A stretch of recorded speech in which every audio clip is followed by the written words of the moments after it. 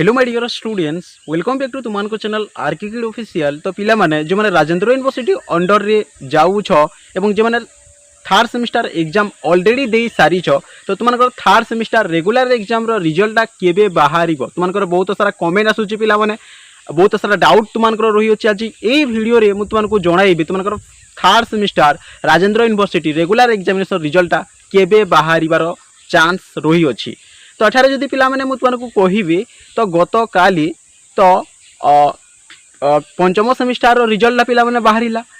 तो जो पिला मानकर पंचम सेमिस्टर रिजल्ट काली बाहरिला तो सेमानकर सिक्स सेमिस्टर रिजल्ट बाहरिबो तापरे तो सेही पिला मानकर थर्ड सेमिस्टर किछि पिला मानकर सेमानकर बैक लागिथिबो तो जो माने कि तुमानकर सहित एग्जाम देथिबे पिला माने तो सेही बैक पिला मानकर रिजल्ट बाहरिबो तापरे जे पिला माने तुमानकर कोन ना थर्ड सेमिस्टर रेगुलर एग्जाम रो रिजल्ट पब्लिश हेबो।